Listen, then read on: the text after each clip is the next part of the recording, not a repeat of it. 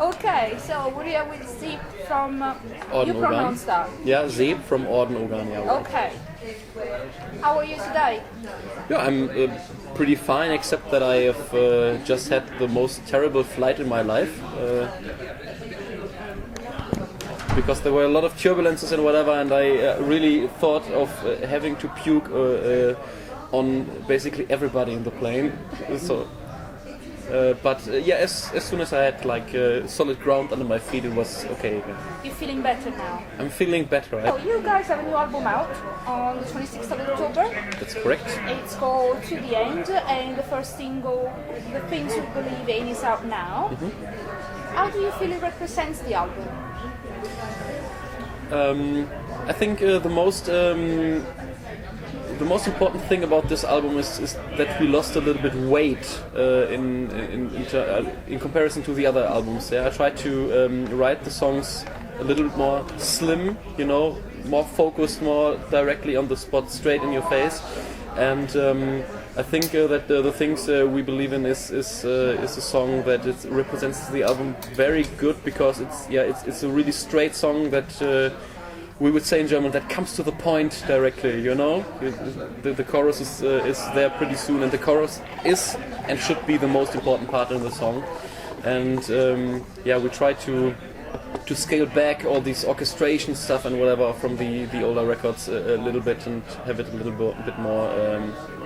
I wouldn't say easier, but you know what I mean. I hope so. Some may have discovered you fairly recently, but you did start in 1996, really. Yeah. It's quite a while ago. Yeah, that's a common misunderstanding. For us, the history of Orden Ogan starts in 2008 with the Veil record, which was released over Jonah Records, small German label. That was basically the point when other people started working for the band. After that we switched to AFM Records and whatever, and the band grew bigger and bigger. But in 1996, I was 15 years old, and I could basically just hold my guitar. Yeah. And the founding member and our former drummer Gnu, who was or is my best friend, he bought a drum kit back in 1996. So basically, you couldn't say we founded the band, but we were like, what am I? Started thinking, we should be in a band. Yeah, what are we doing here?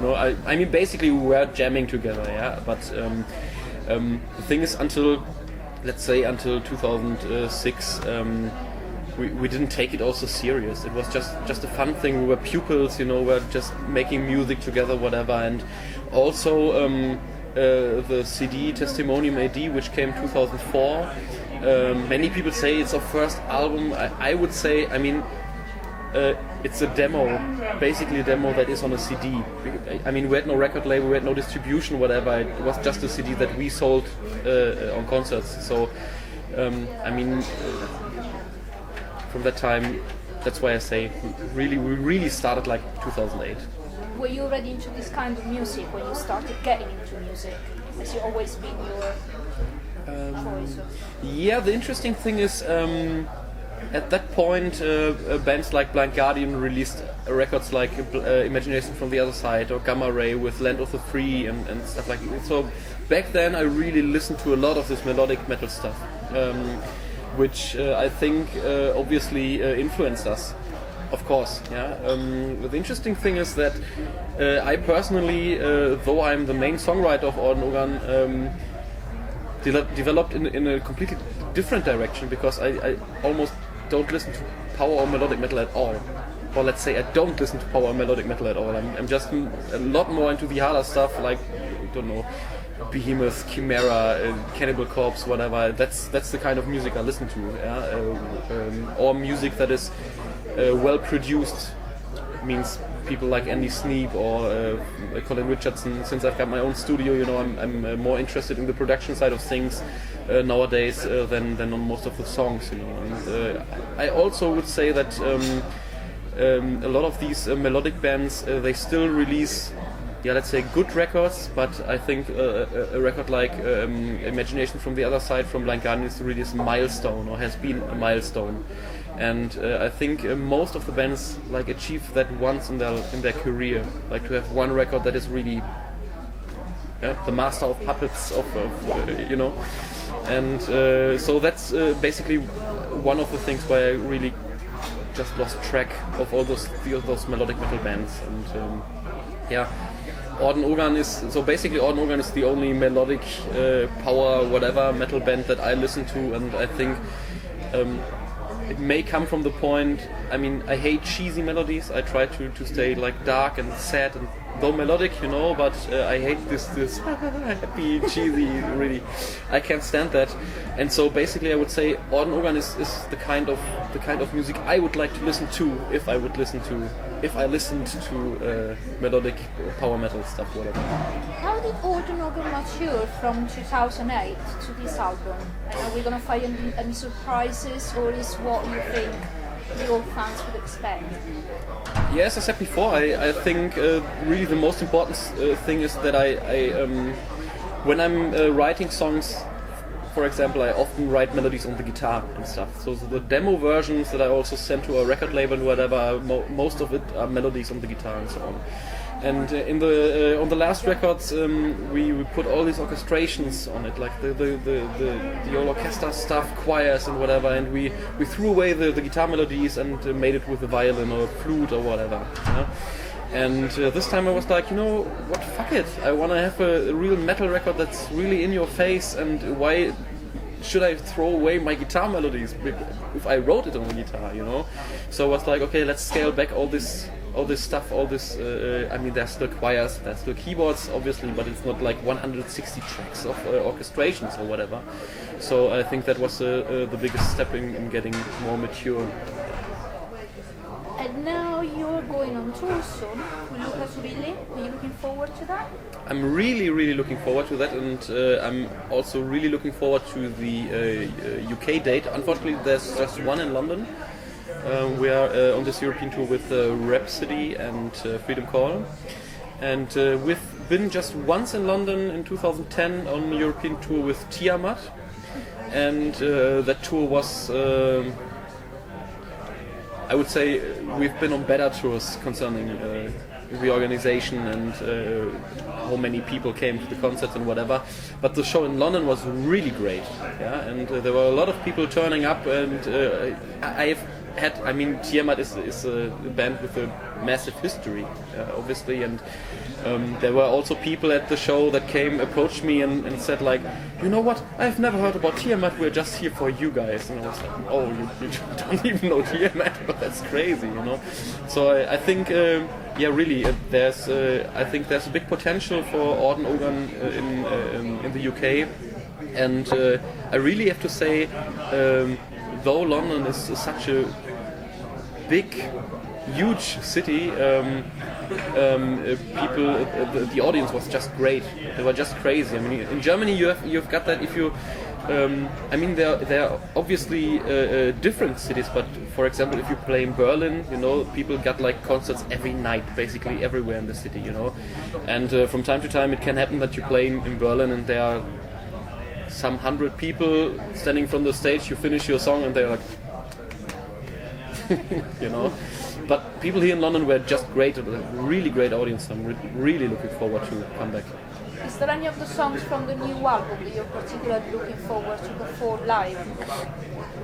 We've played The Things We Believe In already on the last shows, and This World of Ice. And we are at the moment still thinking about which songs will make it into the live set. And I think the other musicians, I mean, obviously, I mean, we played that in the studio, but you have to practice that again before you go on the road and whatever, and rearrange some things. But they're pretty quick, so I was really thinking about just making a poll and ask the fans which songs do you want to hear from that record. And because I think for me, especially for me, it's pretty hard decision, because I think, I mean, if one would say, what do you think is the best song of that record, I would say, if you want to listen to one song, just pick one. You know, I pick a random one. No fillers. I don't think there's a filler on that record. Yeah. Do you think there's gonna be headlining dates at some point in the UK? Yeah, we will be on a headlining tour in February, March 2013, and I'm pretty sure that we'll come back to the UK then. Sounds really good. Now, I got this Yes. on mic. Now, explain a bit more about Alistair Vale. Is he still a main character in the new album? The Veil and Eastern Hope were both concept records, you know, and To the End has got just this, let's say, loose concept about the end of the world and all going down in ice and whatever. But I think Alistair Vale will somewhat stay like our Eddie, let's say like this, you know, and also the cooperation with Andreas Marshall, with the cover artist who did like all the cover artworks for Blind Guardian, Running Wild, and Sodom, Creator in the 90s. He did all the artwork for Veil, for Eastern Hope, and now for To the End, and at least I hope that this cooperation will last as long as he is alive or the band is alive. So, yeah, let him be our Derek Riggs if they stay with Iron Maiden. Is there any town in the real world that I represent? No. Just to be honest, if I go a little bit more back to the past, to be honest, I hate concept records. Really, I hate concept because I think they're just too limiting. If you just try to make a record and you know, okay, I have to write a song about this. If you got a certain topic for a song before the song is written, you obviously have to write the song in the way that it suits the topic. You know, I mean, you wouldn't write a ballad about winning a war or something. You know, that's obvious. So really, I think it's really limiting, and it was more or less coincidence that Veil and Eastern Hope were concept records, because when the Veil record was already finished completely, when we realized that there's somewhat connections between the songs, and we started to build this concept story around the songs when they were already finished. Yeah. And so basically then the idea came up that this Alistair Vale character, he's a guy who is basically, how do you call people that live on castles and stuff? Not the kings, but Aristocrats. aristocrats, yeah, right. Genau. I'm switching to German. From time to time that happens because language confusion. Yeah, basically he's an aristocrat and a ruler of the so-called empire, yeah, and he destroys the circle of all the other rulers because he thinks that that's not good what they are doing, I have to say it in an easy way, and the problem is that somebody curses him, and he has this terrible curse that makes him move on and on and on, and he walks the earth and he can't stop, yeah, and has to move on, and the even bigger problem is that everything that he leaves dies or decays behind him, yeah. So that's basically he leaves Eastern Hope, you know, to see the cities in flames, and basically if you want to see it that way, the end of the world on To the End in the Ice World, that's maybe the final stage of this development, yeah. The things we believe in, what are the things you believe in? The song is basically about the idea, if you have it in the back of your head, that the world is gone already, you know. The song is basically about the idea that if you have people that are sharing the same opinions, that you can reach your goals if you work together. Yeah, if you stand together, then you can reach all the things you believe in, you know. And it's also some kind of a metaphor for Orden Ogan, because I mean, if you start in Germany as a melodic metal band, I mean, we've got a huge death and especially death metal underground scene in Germany. Yeah, it's really, really hard to get on good shows or festivals or whatever. And if you get on shows and festivals, then you play with, like, you know, there are 20 bands and 19 bands are death metal bands, you know, in the underground.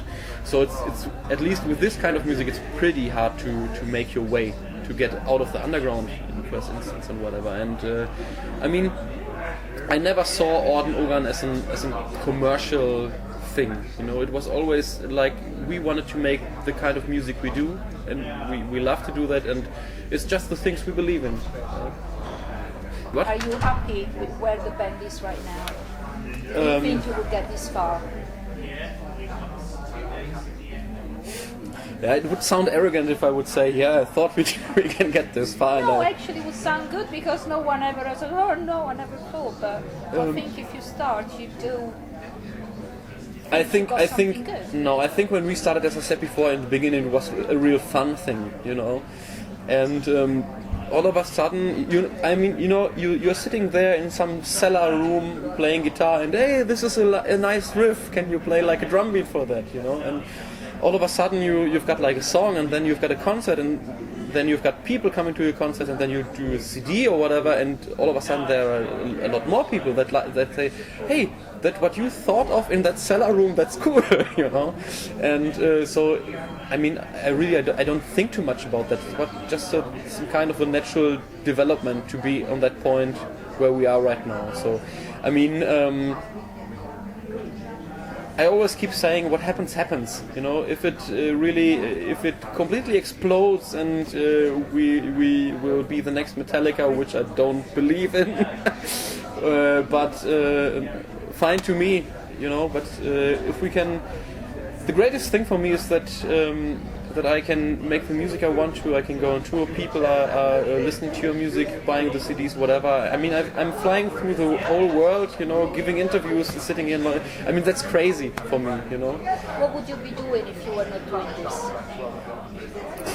I had that conversation with a friend just last week, and I was like, you know, if I would have put all the time and energy into the idea of getting a millionaire that I put into the band, I would have my own ship cruising around the Caribbean. So I think if I wouldn't have the band, I would be cruising with my ship on the Caribbean. For the same amount of effort. Yeah, I think so. Or less. So what do we want to say to someone 15 years old who's picking his first guitar and wants to put a band together? I think there are two things that are really, really important. No, three things. The first thing is just do what you like to do, because if you're like planning something, it won't work. You have to really be into that. You have to be your own biggest fan, you know. That's the one thing.